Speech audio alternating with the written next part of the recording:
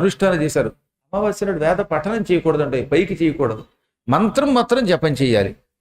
అమావాస్య నాడు మంత్ర జపం చేస్తే బాగా పట్టిస్తుంది. వేద పఠనం సామాన్య మానవులకి నిషిద్ధం. అందుకే మనకి అనధ్యాయ తిథులను ఉంటాయి. అందులో అమావాస్య నాడు సంస్కృతం నేర్చుకోకూడదు, చదవకూడదు. ఆ రోజు ఒక్కరోజు అందరికీ పాఠాలు నేర్పకూడదు, చదువుకోకూడదు.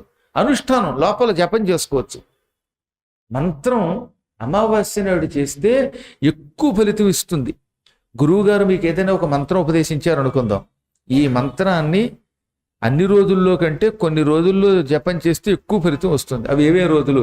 సంక్రాంతులు, మేష సంక్రమణం, వృషభ సంక్రమణం, అలా మనకి రేపు రాబోయే మకర సంక్రమణం, అదే సంక్రాంతి అన్నమాట. ఇలా 12 సంక్రమణాలు ఉన్నాయి మనకి. రాసులు ఎన్ని? 12 కదా. ఈ 12 రాసుల్లోనూ ఒక్కొక్క రాశిలోకి సూర్యుడు ప్రవేశిస్తే ఒక్కొక్క సంక్రమణం. ఆ రకంగా మేషం నుంచి మీనం వరకు 12 సంక్రమణములు. సంక్రాంతులు నిజానికి 12 ఉన్నాయి, కానీ 2 సంక్రాంతులకే మనం ఎక్కువ ప్రాధాన్యం ఇస్తున్నాం. ఒకటి కర్కాటక సంక్రాంతి, 2 మకర సంక్రాంతి. ఈ రెండింటిలో మకర సంక్రమణం ఉత్తరాయణ పుణ్యకాల ఆరంభ దివసం గనక ఇక ఆ పూట మనం భక్తి శ్రద్ధలతో లక్ష్మీదేవిని, పరమాత్మని ఆరాధించాలి, పాయసాన్నాదులు తినాలి, యజ్ఞాదులు చేసుకోవాలి, చాలా గొప్పగా కార్యక్రమం చేసుకోవాలి. అలా మొత్తం మీద సంక్రమణములు 12. ఈ 12 సంక్రమణముల గురించి పంచాంగంలో ఇస్తారు. ఏ ఏ సంక్రమణం వచ్చినా సరే అప్పుడు కూర్చుని మీ గురువు గారు ఇచ్చిన మంత్రం అప్పుడు ఎక్కువ చెయ్యండి. సంక్రమణ కాలంలో ఒకసారి మంత్రాన్ని జపం చేస్తే 1000 సార్లు జపం చేసిన ఫలితం వస్తుంది. ఒక్కసారి ఓం నమో నారాయణాయ అన్నారనుకోండి, అది 1000 సార్లు ఓం నమో నారాయణాయ అని జపము చేసిన ఫలితం ఇస్తుంది. అందుకని సంక్రమణం నాడు చేసే జపం గొప్పదన్నారు. అలాగే అమావాస్య కూడా అంతే.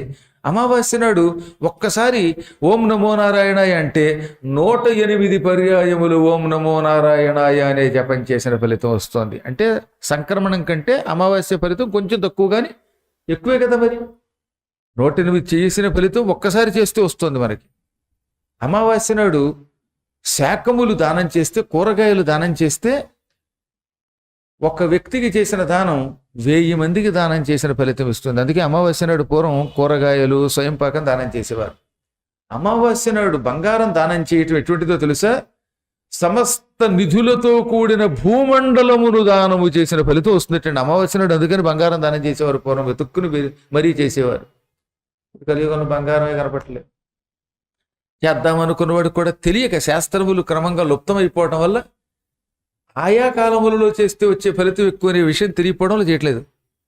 తాతలు ఎప్పుడూ ఉంటారు, బోలెడు మంది గుళ్ళోకి వెడుతున్నారు, మహాత్ములకి దానం చేస్తూనే ఉన్నారు, పురోహితులకి, జ్యోతిష్కులకి, పౌరాణికులకి, ఇలాంటి వాళ్ళకి ఇష్టమైనప్పుడు దానం చేసేవాడికి ఓహో అమావాస్య నాడు చేసిన సువర్ణ దానం మొత్తం భూమండలాన్ని దానం చేసిన ఫలితం ఇస్తుందన్నమాట అని వాళ్ళు ఆనందపడతారు.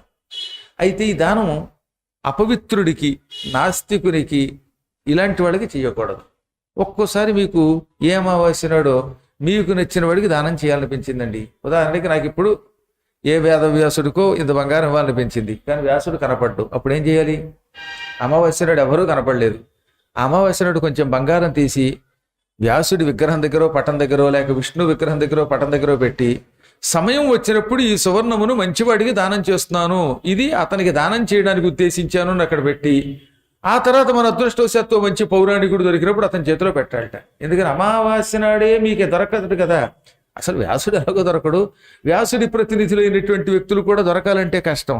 అందుకని అమావాస్య నాడు భగవంతుడి సన్నిధానంలో అది పెట్టి, ఇది చేస్తున్నానని అమావాస్య నాడు సంకల్పం చెప్పుకొని ఈ సువర్ణము దానము చేస్తున్నానని అక్కడ పెట్టి, దానిని సమయం వచ్చినప్పుడు ఇవాళ. దానికి ఎన్నే మార్గాలు చెప్పారండి. 7 కొండల మీద భూదానం గొప్పదని చెప్పాము, కానీ 7 కొండల మీద భూదానం పుచ్చుకునేవాడు దొరకడు కనుక అక్కడ ఏం చేయాలి?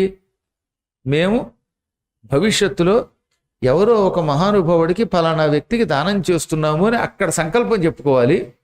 ఆ తర్వాత వచ్చి ఎవరికి ఇవ్వాలో వాళ్ళకి ఇవ్వాలి. సంకల్పం అక్కడ, దానం ఇక్కడ చేసుకోవాలి.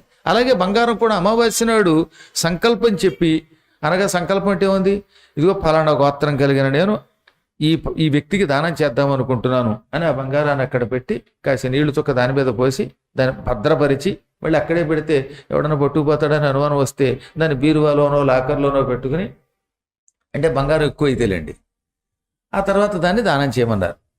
ఆ మధ్యన